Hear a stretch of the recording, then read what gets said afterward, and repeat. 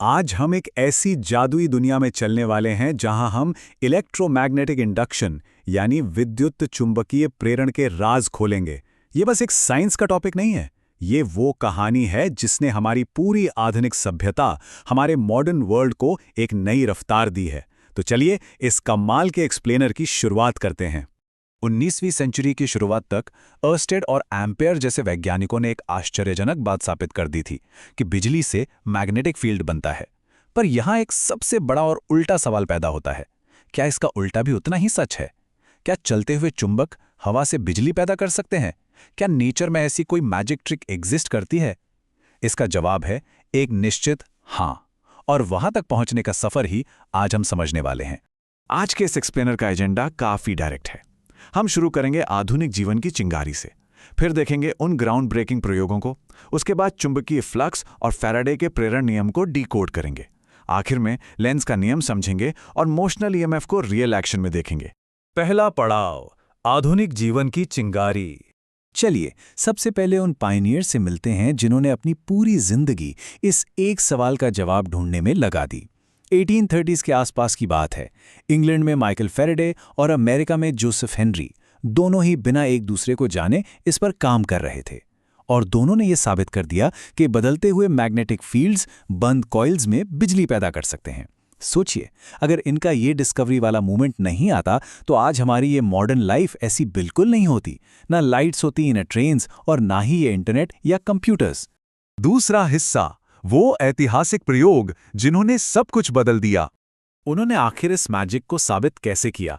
इसके लिए हमें उनके 3 मेन एक्सपेरिमेंट्स को समझना होगा। ये बिल्कुल किसी पजल को सॉल्व करने जैसा था। पहला स्टेप, एक सिंपल बार मैग्नेट को हिलाना। दूसरा स्टेप, एक इलेक्ट्रोमैग्नेट को हिलाना। और तीसरा, सबसे माइंड ब्लोइंग स्टेप, बिना किसी मूवमेंट के सिर्फ मैग्नेटिक फील्ड को बदल कर देखना। तो पहले एक्सपेरिमेंट में हुआ ये कि जब एक बार मैग्नेट के नॉर्थ पोल को कॉइल के अंदर धकेला गया तो उस कॉइल से जुड़े गैल्वेनोमीटर की सुई अचानक हिल उठी, यानी करंट उत्पन्न हुआ। पर ट्विस्ट ये था कि ये बिजली सिर्फ तभी तक रही जब तक वो चुंबक चल रहा था। जैसे ही चुंबक रुका, बिजली जीरो, और जब चुंबक को वापस खींचा तो करंट की दिशा पलट गई। गति और बिजली का ये कनेक्शन एकदम साफ था। उसके बाद दूसरे एक्सपेरिमेंट में उन्होंने उस नॉर्मल मैग्नेट को हटा दिया और उसकी जगह एक दूसरी कॉइल लगा दी जिसमें लगातार करंट बह रहा था, यानी एक आर्टिफिशियल मैग्नेट। रिजल्ट बिल्कुल सेम था। जब एक कॉइल को दूसरी के पास लाया गया तो फिर से बिजली पैदा हुई। इसने साबित कर दिया कि चाहे असली चुंबक हो या करंट वाला, उनके बीच की आपस की गति या रिलेटिव मोशन ही असल में बिजली बना रहा है। पर सबसे बड़ा झटका, या कहें सबसे बड़ा आहा मोमेंट, तीसरे एक्सपेरिमेंट में आया। यहां दोनों कॉइल्स बिल्कुल अपनी जगह पर रुकी हुई थीं, कोई उन्हें हिला नहीं रहा था। पर जब पहली कॉइल में करंट चालू या बंद करने के लिए एक स्विच दबाया गया तो दूसरी रुकी हुई कॉइल में अचानक से करंट का क्षणिक झटका आया। बिना किसी फिजिकली हिलने डुलने के वहां बिजली उत्पन्न हो रही थी। ये उस वक्त के लिए एक बहुत बड़ी और डीप पहेली थी। तीसरा भाग, चुंबकीय फ्लक्स या मैग्नेटिक फ्लक्स का राज। आखिर ऐसी कौन सी फिजिक्स थी जो इन तीनों अलग अलग कंडीशंस को आपस में जोड़ रही थी? फैराडे का सबसे बड़ा मास्टर स्ट्रोक यही था। उन्होंने पहचाना कि तीनों एक्सपेरिमेंट्स में एक ही चीज कॉमन थी, समय के साथ मैग्नेटिक फ्लक्स में होने वाला लगातार बदलाव। बस यही वो सीक्रेट चाबी थी। अगर इसे थोड़ा आसान भाषा में समझें तो मैग्नेटिक फ्लक्स को किसी जाली या नेट से गुजरने वाली टोटल मैग्नेटिक फील्ड लाइंस के रूप में इमेजिन कीजिए। ये डिपेंड्स करता है कि फील्ड कितनी स्ट्रांग है, एरिया कितना बड़ा है और उनके बीच का एंगल क्या है। समय के साथ उस एरिया से कितनी लाइंस गुजर रही हैं और वो गिनती कितनी तेजी से बदल रही है, यही पूरी इस प्रक्रिया का दिल है। चौथा हिस्सा, फैराडे का प्रेरण नियम। फ्लक्स के शानदार कॉन्सेप्ट ने नेचर के सबसे मौलिक नियमों में से एक को जन्म दिया। फैराडे का नियम बिल्कुल क्लियर कहता है कि सिर्फ मैग्नेटिक फील्ड का होना काफी नहीं है। बिजली पैदा होती है जब उस मैग्नेटिक फ्लक्स में तेजी से बदलाव होता है। कॉइल में कितना करंट आएगा, वो ठीक उतना ही होगा जितनी तेजी से वो फ्लक्स बदल रहा है।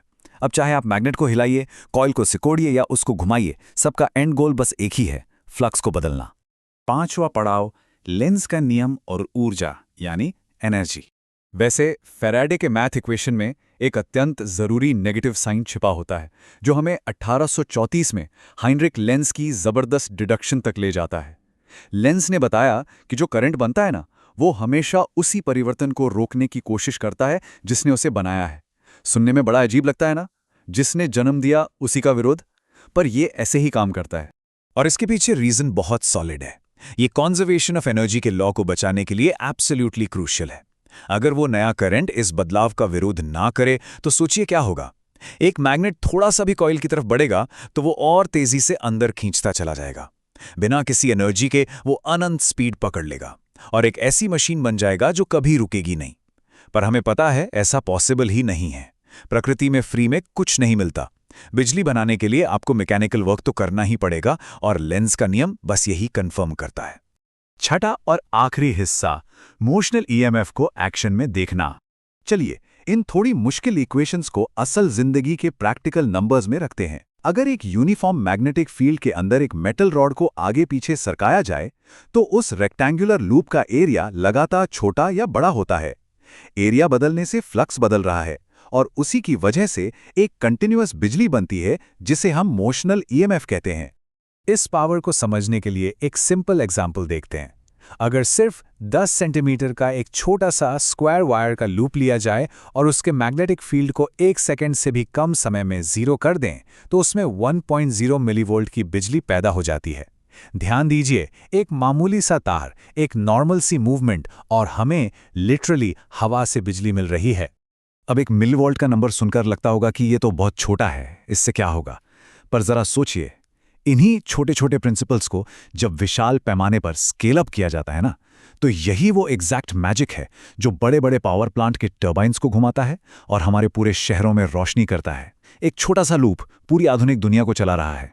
क्या प्रकृति का ये गजब का नियम आगे चलकर हमें किसी और नई क्रांति का रास्ता दिखाएगा? आज इस एक्सप्लेनर के अंत में इस सवाल के साथ आपको छोड़े जा रहे हैं। इस पर विचार जरूर कीजिए। हम मिलेंगे आपसे अगली बार।